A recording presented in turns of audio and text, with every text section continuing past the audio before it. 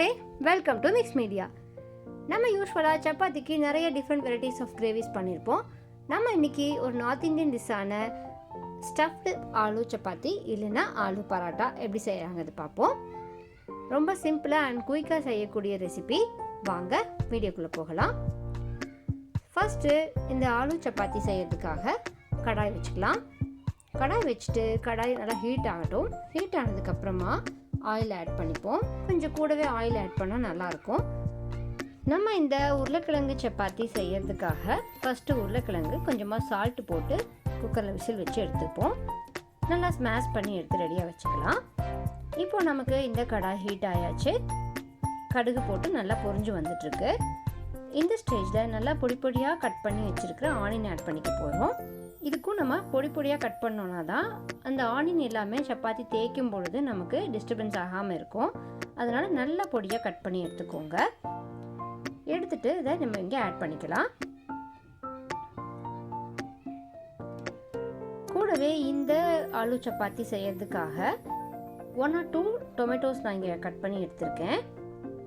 இந்த இடத்துலையே நம்ம கார்லிக் அண்ட் ஜிஞ்சர் எல்லாமே சின்னதாக கட் பண்ணி ஆட் பண்ணிக்க போகிறோம்.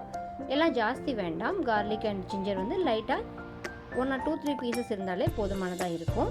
காரம் உங்களுக்கு சில்லி பிடிக்கும்னு நினச்சிங்கன்னா க்ரீன் சில்லிஸும் இங்கே பொடி பொடியாக கட் பண்ணி ஆட் பண்ணிக்கலாம். இது எல்லாமே நல்ல ஆயிலில் கோல்டன் ஃப்ரை ஆகிற வரைக்கும் ஃப்ரை பண்ணிக்கோங்க. இது நல்லா கோல்டன் ஃப்ரை ஆகி வரும்பொழுது தான் நமக்கு அந்த பொட்டேட்டோவோட அந்த சப்பாத்தி சாப்பிடும்பொழுது நல்லா டேஸ்ட் கொடுக்கும். இந்த ஆனியன் கொஞ்சம் ஃப்ரை ஆகிறதுக்காக லிட்டில் சால்ட் ஆட் பண்ணிக்கலாம். ஸோ குயிக்காகவே நமக்கு வந்து ஆனியன் ஃப்ரை ஆகிடும். அடுத்ததாக நம்ம நல்ல பொடியாக கட் பண்ணி வச்சுருக்கிற இந்த டொமேட்டோஸ் ஆட் பண்ணிக்க போகிறோம். ஜாஸ்தி ஆட் பண்ணாதீங்க, அப்புறம் புளி படிக்க ஆரம்பிச்சிடும். அதனால் கொஞ்சமாக டொமேட்டோஸ் ஆட் பண்ணிக்கலாம். ஆட் பண்ணி அது நல்லா ஸ்மாஷி கன்சிஸ்டன்சி வர வரைக்கும் வதக்கி கொடுத்துடலாம்.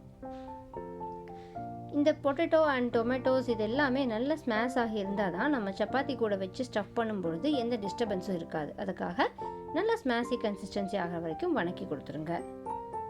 அடுத்ததாக நம்ம இந்த பொட்டேட்டோஸ் அண்ட் ஆனியனுக்கு தேவையான சால்ட்டு அண்ட் சில்லி பவுடர்ஸ் நம்ம இங்கே ஆட் பண்ணிக்க போகிறோம்.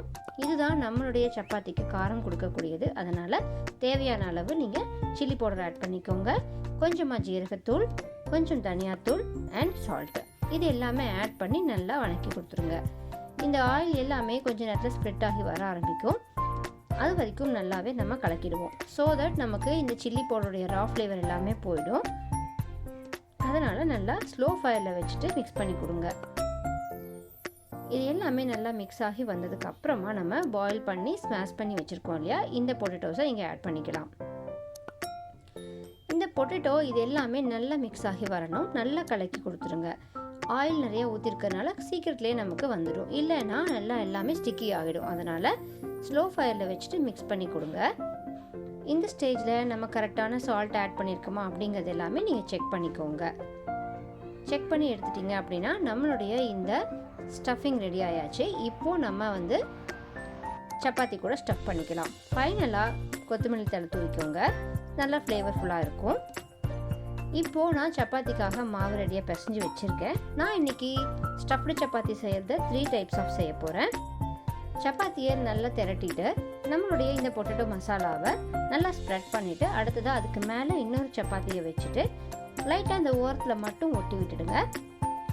தோசை பேன் ஹீட் ஆனதும் கீ அப்ளை பண்ணிவிட்டு நம்ம ரெடியாக வச்சுருக்கோம் இல்லையா இந்த ஸ்டஃபிங் சப்பாத்தி, அதை நம்ம இங்கே ஆட் பண்ணிக்க போகிறோம்.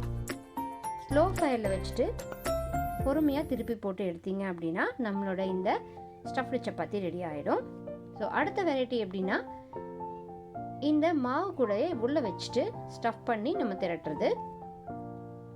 இது வந்து நீங்கள் பண்ணும்பொழுது கொஞ்சம் பொறுமையாக பண்ணணும். இல்லைன்னா எல்லாம் வெளியில் வர ஆரம்பிச்சிடும். அதனால் கொஞ்சம் பொறுமையாக வச்சுட்டு மாவு கொஞ்சம் ஆட் பண்ணிவிட்டு ஸ்லோவாக திருத்தி கொடுங்க. மீன் டைம் நம்ம ஃபஸ்ட்டு போட்ட சப்பாத்தி நல்லா வெந்துட்டுருக்கு. அப்பப்போ கொஞ்சம் கீ அப்ளை பண்ணிவிட்டு பொறுமையாக டோஸ்ட் பண்ணி எடுத்துருங்க. அடுத்ததாக நம்ம பொட்டேட்டோவை உள்ளே ஸ்டஃப் பண்ணி திரட்டியிருக்கோம் இல்லையா, அதை நம்ம சுட்டு எடுத்துக்கலாம். இதுக்கும் நம்ம கீ அப்ளை பண்ணிவிட்டு பொறுமையாக நீங்கள் சுட்டு எடுத்தீங்க அப்படின்னா நம்மளுடைய இந்த பொட்டேட்டோ சப்பாத்தி ரெடி ஆகிடும். இது செகண்ட் வெரைட்டி. அடுத்ததாக நம்ம தேர்ட் டைப் செய்ய போகிறோம். அதுக்கு என்ன பண்ண போகிறோம்னா இந்த பொட்டேட்டோ மசாலாவில் கொஞ்சமாக கோதுமை மாவு ஆட் பண்ணிக்க போகிறோம். தேவையான அளவு நீங்கள் ஆட் பண்ணிக்கோங்க. ஆட் பண்ணிவிட்டு சப்போஸ் நமக்கு சால்ட்டு பத்தலைன்னா கூட கொஞ்சம் ஆட் பண்ணிக்கோங்க. ஆட் பண்ணிவிட்டு இது எல்லாமே நல்லா மிக்ஸ் பண்ணி கொடுங்க. மிக்ஸ் பண்ணி கொடுத்தீங்கன்னா எல்லாமே ஒன்று சேர்ந்து வர ஆரம்பிச்சிடும். ஸோ இந்த ஸ்டேஜில் நம்ம திரட்டிக்கலாம். கரெக்டான அளவு நீங்கள் மாவு போட்டிங்க அப்படின்னா நமக்கு ஈஸியாக திரட்ட வந்துடும்.